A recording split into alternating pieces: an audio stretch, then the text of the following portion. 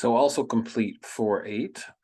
Now there is one more slightly difficult concept that we have something called restrictive or non-restrictive clauses, or sometimes you can call them essential or non-essential clauses. So let's look at this exercise 4-8. When you were diagramming this, you might have noticed some things. Let's take a look. The one I love belongs to somebody else. The one that I love belongs to somebody else. So that's our adjective clause. Look at number 2. Do you know anybody with the nerve he has? This one, where is our adjective clause? Do you know anybody with the nerve that he has, right? He has. After the rain, we resumed the game that we had started.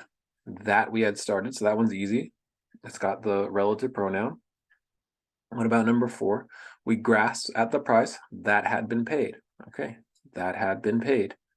Easy, relative pronoun. Nellie's antique cabinet, which had been sold for $500, was appraised at $5,000, which is a relative pronoun. And this is which had been sold at for $500. That's going to be our adjective clause. What about number 6? Mrs. Jones, who was chairman of the committee, asked for silence. Who was chairman of the committee? Who is a relative pronoun? Who is chairman of the committee? That is our adjective clause. The messenger, whom you expected, never arrived. Okay, the messenger, whom you expected, easy. Whom is a relative pronoun. John, whom they awaited. Whom is a relative pronoun. They elected my sister, whose name had not been among the nominees. Whose name had not been among the nominees. About number 10. They chose a person who had never held office. Who had never held office. Now, if we look at all of these, there are some differences, other than that some of them don't have the relative pronoun and some of them do. What other differences do you notice? We look at number 5, which had been sold for $500. Number 5, the relative pronoun in the adjective clause, the whole adjective clause there, is set off by commas. There are commas on each side. What about number 6? Who was chairman of the committee? Also has commas. What about number 8? Whom they awaited. Again has commas, as well as number 9, whose name had not been among the nominees. So the question is, why do these 5, 6, 8, and 9, why do these have commas and the others do not? The difference is between what we call essential or restrictive and non-essential or non-restrictive. Okay. Simply, if something is needed, if the adjective clause is needed to explain the noun, as in if we wouldn't understand the noun completely without that adjective clause, it's essential. If it's not needed to really understand that noun, then it's non-essential. So look at number 5, Nellie's antique cabinet. Which cabinet is it? It's Nellie's antique cabinet. We know which cabinet it is. This right here, which had been sold for $500, it's a little extra. We don't need it. It's not required for identifying cabinet. What about number 6? Mrs. Jones. So Mrs. Jones, that's the name of a person. So we're going to put commas, who was chairman of the committee. We're going to put that in commas because Mrs. Jones is already identified, right? But what about number 7? Look at number 7. The messenger whom you expected never arrived. The messenger. Which messenger?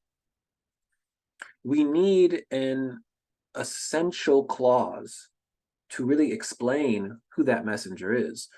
Whom you expected is identifying that messenger. Number 8, John, whom they awaited never came. Whom they awaited is extra information. We've already identified John. Now, there are situations where you would need to have, for instance, let's say there were two Johns in a class and you were writing about them. You could say, John, whom they awaited, never came. Or John John that had the black hat never came. In order to identify the two, that would be essential. So you wouldn't put commas. Sometimes these can depend on circumstance. Okay. But for now, just try to think of, how am I identifying this noun? Is this adjective clause necessary? Look at number 9. They elected my sister. My sister is clearly defined. It's his sister. The extra bit of information, whose name had not been among the nominees. And number 10, they chose a person who had never held office. Okay, so they chose a person, any person. What we need to identify it, who had never held office. So let's read her explanation. It may be clearer than mine. How did you do this time? Okay, here we go. Did you ever hear of restrictive or non-restrictive clauses? These are also called essential or non-essential clauses, right? Restrictive and essential, they mean the same thing, pretty much. They're used interchangeably. Non-restrictive, non-essential. You'll hear about them now. First, you need to know what an antecedent is. And we know what an antecedent is. An antecedent is the word to which a pronoun refers. So an antecedent is the word to which a pronoun refers. If I say, Harry rode his bike, what is his referring back to? It refers back to Harry. Harry is the antecedent. The antecedent of the pronoun his is Harry. The word a relative pronoun hangs from is its antecedent, right? Now listen carefully. When the adjective clause is necessary to identify the antecedent, we wouldn't know, right, exactly who that antecedent is without the relative clause. The adjective clause, the antecedent of the relative pronoun, the adjective clause is called restrictive or essential. It is not set off by commas. It is not set off by commas. So again, adjective clause is necessary to identify the antecedent of the relative pronoun. Then it is restrictive or essential. That's the definition right there of a restrictive or essential adjective clause. When the antecedent of the pronoun, of the relative pronoun, is clearly identified without the adjective clause, and when the adjective clause merely gives extra information about the antecedent, the adjective clause is called non-restrictive or non-essential. So that whole thing above these is the definition. And it is set off by commas, okay? You can think of it like this as well. When you're speaking and you say to someone, for instance, John, who's a good friend of mine, they know who you're, let's say they know who you're talking about. They know who John is. John, who's a good friend of mine, will be coming in an hour. So they already know John, but you're just telling them, you're just saying he's a good friend of yours. Just, it's a bit of extra information. It's not important for the conversation or anything like that. But what if you said, John, the one who plays basketball, right? When I say John, the one who plays basketball, I'm distinguishing that John from the John who plays football, say. So that is essential. When I'm talking to the person, I need to identify that John. Okay, so that clause is not going to have commas. John, the basketball player. But John, who's, who is my friend, that's going to have commas. That takes a while to grasp. But think of the oyster. This is her metaphor for it. Think of an oyster who finds a grain of sand in his shell. He doesn't need it, so he builds something around it to set it off. Commas around a non-restrictive clause are like the oyster's pearl around the unnecessary grain of sand. This is one of my favorites. That is one of my favorites. So if you have an oyster and the pearl inside, right? And there's these, an oyster makes its pearl from an irritation of the sand within it. And so think of the commas of a non-restrictive clause, right? The sand inside the oyster is extra, it's unnecessary. And so the commas are coming around it. It's like the oyster's pearl. To make sure you understand this, look at the last exercise. The first sentence with a non-restrictive clause is number 5. Nellie had only one antique cabinet.